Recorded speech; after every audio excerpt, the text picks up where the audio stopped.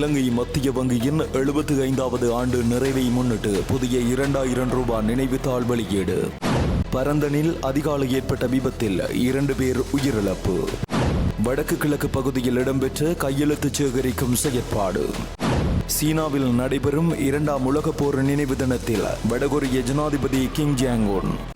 இலங்கை மத்திய வங்கியின் 75வது ஆண்டு நிறைவை முன்னிட்டு புதிய 2000 ரூபாய் நினைவுத்தாள் இலங்கை மத்திய வங்கி ஆளுநர் நந்தலால் வீரசிங்கவினால் ஜனாதிபதி அனுரகுமார திசநாயக்கவிடம் வழங்கி வைக்கப்பட்டது. இது புழக்கத்திற்கான நினைவுத்தாள் என வெளியிடப்பட்டுள்ளது.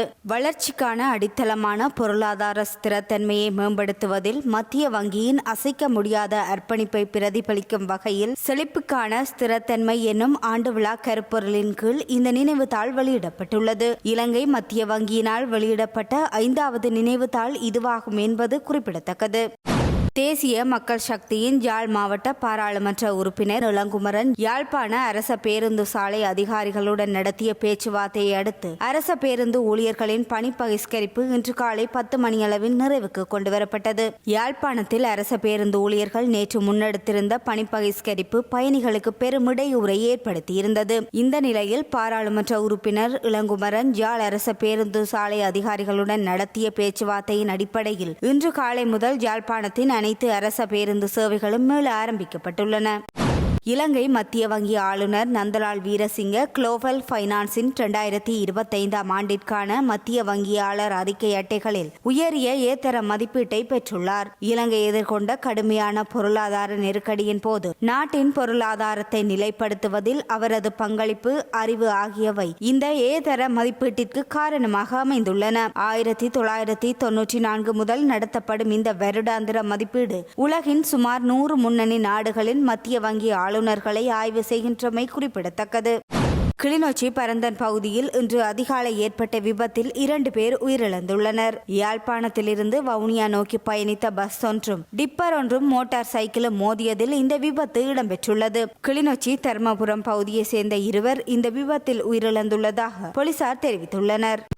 செம்மணி உட்பட இலங்கையின் வடக்கு கிழக்கில் இனங்காணப்பட்ட மனித புதைகுழிகள், தமிழ் இன படுகொலைகளுக்கு நீதியை கோருவதற்காக கையெழுத்து சேகரிக்கும் செயற்பாடு வடக்கு கிழக்கு மாகாணங்களின் பல பகுதிகளிலும் இன்று முன்னெடுக்கப்பட்டது. இந்த நிலையில் வடக்கு கிழக்கு மனித புதைகுழிகள் இனப்படுகொலைக்கு நீதி கோரி யாழ்ப்பாணம் மத்திய பேருந்து நிலையம் முன்பாக இன்று வெள்ளிக்கிழமை கையெழுத்து போராட்டம் முன்னெடுக்கப்பட்டது. செம்மணி உட்பட வடக்கு கிழக்கில் உள்ள மனித புதைகுழிகள் இனப்படுகொலைகளுக்காக சர்வதேசத்திடம் நீதி கோரிய கையெழுத்து போராட்டமானது வவுனியா இலுப்பையடியில் இன்று இடம்பெற்றிருந்தது. இப்போராட்டத்தில் வன்னி பாராளுமன்ற உறுப்பினர் ப. சத்தியலிங்கம், முன்னாள் பாராளுமன்ற உறுப்பினர் சிவசக்தி ஆனந்தன், மாநகர மேஜர் சு. காண்டிபன் உட்பட பலரும் கலந்து கொண்டு கையொப்பமிட்டிருந்தனர். மேலும் நீதி கோரிய கையெழுத்து சேகரிக்கும் செயற்பாடு முல்லைத்தீவு நகரிலும் இன்று முன்னெடுக்கப்பட்டது. இந்த கையெழுத்திடும் செயற்பாட்டில் வன்னி மாவட்ட பாராளுமன்ற உறுப்பினர் துரைராசா ரவிகரன், கரைத்துறை பெற்று பிரதேச சபையின் தவிசாளர், உறுப்பினர்கள், பங்கு தந்தையர்கள், பொதுமக்கள் என பலரும் கலந்து கொண்டிருந்தனர். சீனாவின் தலைநகரம் பீஜிங்கில் 2ஆம் உலகப் போர் நினைவு தினத்தை முன்னிட்டு ஏற்பாடு செய்யப்பட்டுள்ள மாபெரும் ராணுவ அணிவகுப்பில் வடகொரிய ஜனாதிபதி கிம் ஜாங் உன் கலந்து கொள்வார் என தெரிவிக்கப்பட்டுள்ளது. இந்த நிகழ்வில் கலந்து கொள்வதற்காக ரஷ்ய ஜனாதிபதி புட்டின், வடகொரிய ஜனாதிபதி கிம் ஜாங் உனுக்கு அழைப்பு விடுக்கப்பட்டது. ரஷ்ய ஜனாதிபதி புட்டின் சீனா ஜனாதிபதி ஷி ஜின்பிங் அழைப்பை உடனடியாக ஏற்றுக்கொண்டார். ஆனால் வடகொரிய ஜனாதிபதியின் வருகை உடனடியாக உறுதி செய்யப்படவில்லை. இந்த நிலையில் வடகொரிய அரசாங்கம் சார்பில் வெளியிடப்பட்ட தகவலின்படி வடகொரியா ஜனாதிபதி கிம் ஜாங் உன் சீனாவின் அழைப்பை ஏற்று ராணுவ அணிவகுப்பில் கலந்து கொள்வார் என உறுதிப்படுத்தப்பட்டுள்ளது. நடிகர் விஷால், சாய் தன்ஷிகா இருவருக்கும் மிகவும் எளிமையான முறையில் நடைபெற்ற திருமண நிச்சயதார்த்த புகைப்படம் தற்போது சமூக ஊடகங்களில் வைரலாகியுள்ளது. நடிகர் சங்க கட்டிடம் திறக்கப்பட்ட பின்னர் தனது திருமணம் என்பதில் விஷால் உறுதியாக இருந்தார். இந்த நிலையில் சென்னையில் நடந்த படவிழா ஒன்றில் தமிழ் சினிமாவின் முன்னணி நடிகையான சாய் தன்ஷிகாவை காதலிப்பதாகவும் இருவரும் ஆகஸ்ட் 29ஆம் தேதி திருமணம் செய்து கொள்ளப் போவதாகவும் விஷால் அறிவித்திருந்தார். நடிகர் சங்க கட்டிடம் முழுமையடையாத நிலையில் சொன்னபடி திருமணம் செய்து கொள்வாரா என கேள்வி எழுந்தது. சென்னை அண்ணா நகரில் உள்ள விஷாலின் இல்லத்தில் விஷால், சாய் தன்ஷிகா திருமண நிச்சயதார்த்தம் குடும்பத்தினர் முன்னிலையில் இன்று எளிமையாக நடைபெற்றுள்ளது.